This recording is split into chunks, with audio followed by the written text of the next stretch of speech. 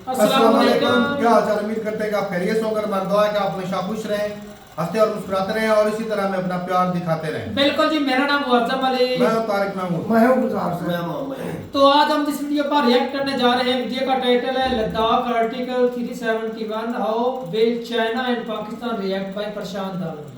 तो देखते हैं वीडियो और अपना बयान कर देंगे। काउंट करते हैं 3 2 1 वीडियो स्टार्ट।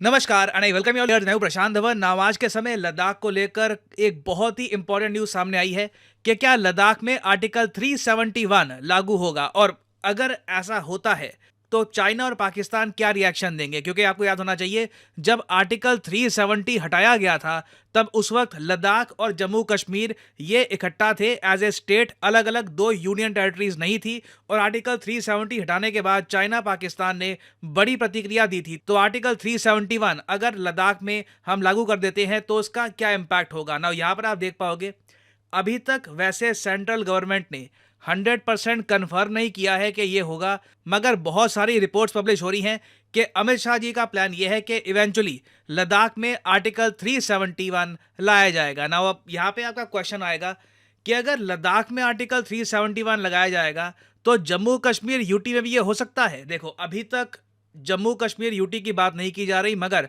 कई पॉलिटिकल पार्टीज हैं वो चाहती हैं कि अगर लद्दाख में आर्टिकल 371 लगेगा तो जम्मू कश्मीर में भी आर्टिकल 371 लगाइए। नाउ इस टॉपिक को इन डेप्थ हम समझेंगे कि ये इशू क्या है, आर्टिकल 370 371 में फर्क क्या है। ये इंडिया के इंटरनल पॉइंट ऑफ व्यू से और एक्सटर्नल पॉइंट ऑफ व्यू से बहुत ही ज्यादा इंपॉर्टेंट है। ना पहली बात तो यहाँ पे आपको ये समझना होगा, बहुत ही ज्यादा सरल भाषा में मैं आपको बता रहा हूं, आर्टिकल 370 जो हमने 2019 में हटाया था वो वापस नहीं आ रहा। आर्टिकल 370 हट चुका है और अमित शाह जी ने कहा है कि जम्मू कश्मीर और लद्दाख काफी तेजी से आगे बढ़ रहे हैं आर्टिकल 370 के हटने के बाद। आर्टिकल 370 35A के अंडर भारत के बाकी एरिया का कोई भी आदमी जम्मू कश्मीर में जाकर जमीन परचेज नहीं कर सकता था। जम्मू कश्मीर का खुद का झंडा हुआ करता था, खुद का संविधान हुआ करता था। तो वो जो आर्टिकल 370 है 35A है वो कहीं से भी वापस नहीं ला रहे। आज के समय आर्टिकल 370 पर बस मूवीज ही बन रही है और कुछ नहीं हो रहा। आर्टिकल 371 ऑल्दो सुनने में, आप अगर देखो ना आर्टिकल 370 के आसपास, सुनने में थोड़ा सा आपको सिमिलर लगेगा, मगर ये बहुत अलग है। और एक्चुअली आप शायद जान के भी हैरान होंगे कि आर्टिकल 371 हमने भारत की कई स्टेट्स में लागू कर रखा है। लिस्ट में आपको दिखाता हूं। अब यहाँ पे आप देख पाओगे आर्टिकल 371 हमने लागू कर रखा है महाराष्ट्र के कुछ इलाकों में, विदर्भ में, मराठावाड़ में, उसके अलावा गुजरात के कुछ इलाकों में, कच्छ उनमें से एक है। उसके अलावा नागालैंड की स्टेट में, आसाम में हमने इसको लागू कर रखा है। उसके अलावा मणिपुर, आंध्र प्रदेश, सिक्किम में, मिजोरम में, अरुणाचल प्रदेश में, गोवा में, कर्नाटका में। और ये जो आर्टिकल है ना आर्टिकल 371, ये हमने इसलिए बनाया था संविधान में ताकि किसी स्टेट या फिर यूनियन टेरिटरी में कुछ आपको अगर स्पेशल चीजें ऐड करनी है, कुछ स्पेशल प्रोविजंस आपको बनाने हैं जो वैसे बाकी स्टेट्स में आपको नहीं मिलेंगे। ये बहुत ही इंपॉर्टेंट पॉइंट है। जब हमारा संविधान बना था तब स्पेशल प्रोविजंस दिए गए थे टोटल 11 और स्टेट्स को। और ये देखो, अब स्पेशल प्रोविजंस भी किस टाइप के। जम्मू कश्मीर को तो ऑल टुगेदर जी आपका खुद का झंडा, आपका खुद का संविधान, आप अलग तरीके से अपनी बहुत सारी चीज़ें कर सकते हैं। हिंदुस्तान के बाकी लोग आपके यहाँ पे ज़मीन परचेज नहीं कर पाएंगे। बहुत सारी चीज़ ऐड कर दी गई थी आर्टिकल 370 में, जबकि आर्टिकल 371 में ना प्रोविजंस इतने ज़्यादा स्ट्रांग नहीं है। आर्टिकल 371 के अंडर अगर मान लो कुछ एरिया है, वहाँ पे आपको अलग से डेवलपमेंट के लिए एक बॉडी बनानी है, आप बना सकते हैं। एक सर्टन एरिया है, वहाँ पे आप चाहते हैं कि लोग कम आए, वहाँ पे टूरिस्ट कम आए, क्योंकि इकोलॉजिकली वो काफ़ी सेंसिटिव एरिया है, वो आप प्रबंध कर सकते हैं। तो आर्टिकल 371 भी एक स्टेट को स्पेशल प्रोविजंस देता है, मगर वो स्पेशल प्रोविजंस आर्टिकल 370 जैसे नहीं होते। अब अगला क्वेश्चन यहाँ पे आपका ये आएगा कि लद्दाख में आर्टिकल 371 लगाने की भी आवश्यकता क्यों है। देखिए, आवश्यकता इसलिए क्योंकि यहाँ पर डिमांड है दो चीज़ों की। लद्दाख में आज के समय आप अगर देखो तो सोनम वांगचुक, उसके अलावा कई और लोग हैं, वो प्रोटेस्ट कर रहे हैं, डिमांड कर रहे हैं। लद्दाख में रिसेंटली हड़ताल भी हुई है इस बात को लेकर कि पहली बात तो लद्दाख को स्टेटहुड मिले। अभी लद्दाख यूनियन टेरिटरी है तो ये कह रहे हैं लद्दाख को स्टेट बनाओ। दूसरी बात, शेड्यूल 6 लागू करने की बात की जा रही है। शेड्यूल 6 देखिए बहुत ही इंपॉर्टेंट है हमारे संविधान में। इससे क्या है कि हमारी जो बहुत ही इंपॉर्टेंट स्टेट्स है आसाम, मेघालय, त्रिपुरा, मिजोरम, वहाँ पर कई जो एरिया है जहाँ पे ट्राइबल पॉपुलेशन रहती है उसे हम बहुत सारी प्रोटेक्शन देते हैं और काफ़ी हद तक आप कह लीजिए वहाँ पर सेल्फ रूल होता है। जो सेंट्रल गवर्नमेंट है वो सोशल डेवलपमेंट के लिए फंड दे देती है मगर ज़्यादा इंटरफेरेंस नहीं करती है किस तरीके से वो लोग अपना रूल कर रहे हैं। तो सेम डिमांड आ रही थी लद्दाख से। तो अब ऑप्शन सरकार के सामने ये थी कि या तो लद्दाख को स्टेटहुड दे दो, साथ में 6th शेड्यूल में ऐड कर दो, या फिर आर्टिकल 371 के अंडर लद्दाख को कुछ स्पेशल प्रोविजंस दे दो। वो स्पेशल प्रोविजंस क्या होंगी उसके बारे में बाद में पता लगेगा, बट डेफिनेटली जो आर्टिकल 370 में चीजें लिखी हुई थी उसके आसपास भी कोई भी चीज नहीं होने वाली। मोस्ट प्रॉब्ली फोकस किया जाएगा कि जो जॉब्स लद्दाख में होगी 80% यहाँ की जो पॉपुलेशन है उनको मिलेगी।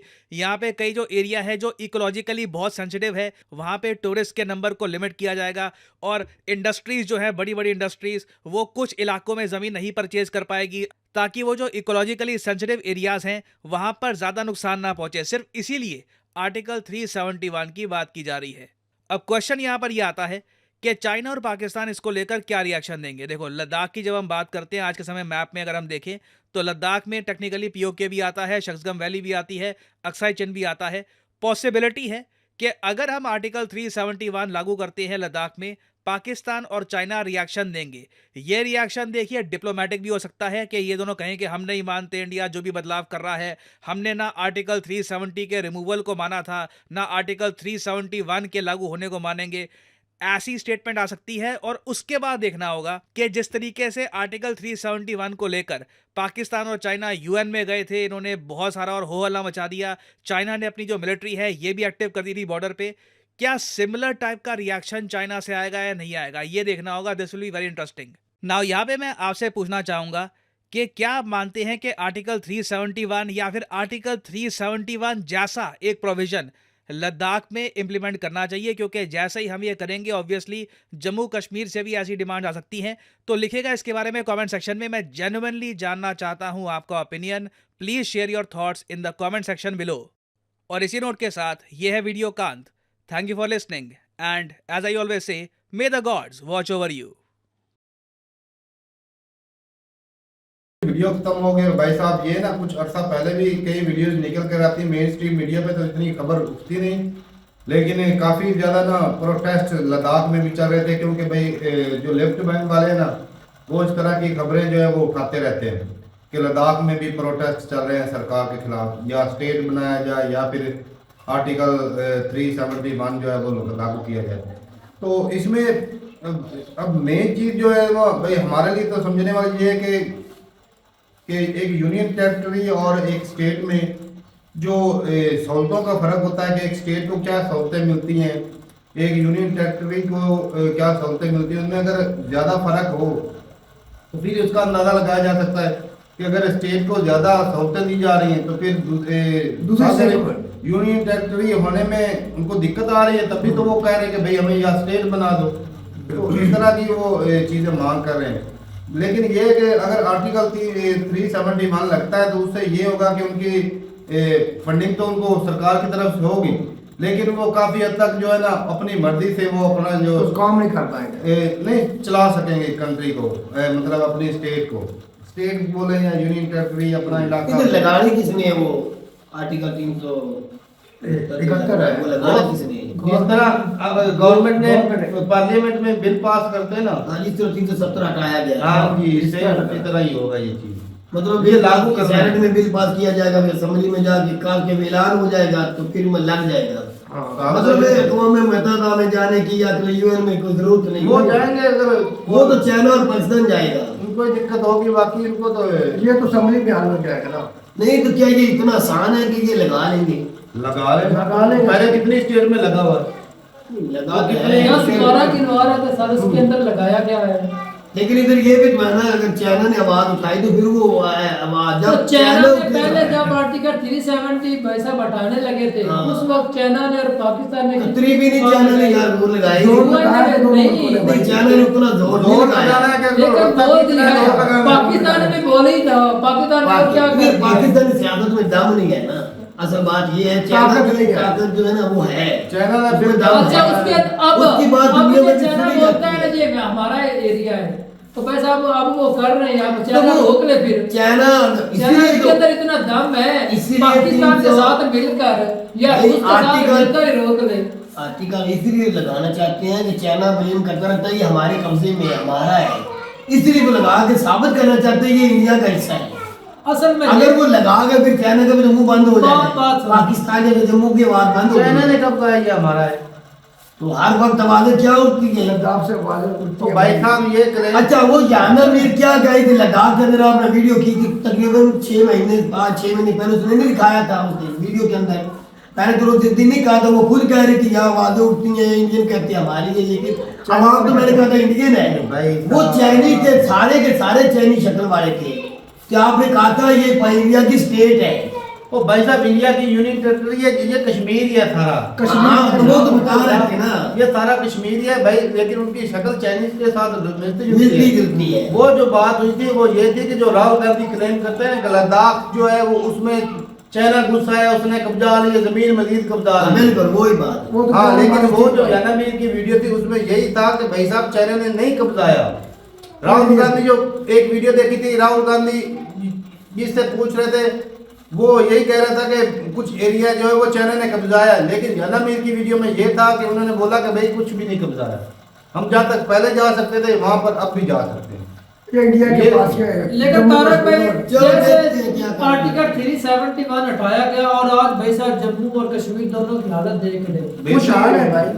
हटाने से कितना उसको फायदा मिला? अगर 371 जो है लगा दे या उसको स्टेटहुड अलहदा से बना दे, मतलब जिससे लोगों को ज्यादा सहूलतें आसानियां मिलेगी, फायदा मिलेगा सबसे उनकी ज्यादा। सहूलतों लोगों की सहूलतों को वो मद्देनजर तो- रखते हुए जो वो- मर्जी इंडियन हुकूमत करे ना वो उन लोगों के भाई साहब मतलब अच्छा अपने होगा। कंट्री की भी देखना है भाई साहब कि उसकी सिक्योरिटी के हिसाब से कि उस साइड में, क्योंकि जो अरुणाचल प्रदेश और मेरे ख्याल में अरुणाचल के और लद्दाख के जो है ना, ये अगर चाइना में जाते हैं ना, नहीं अरुणाचल प्रदेश, अगर ये चाइना में जाते हैं तो वो उनको एक स्पेशल स्टिकर वाला वो लगा के देता है वीजा।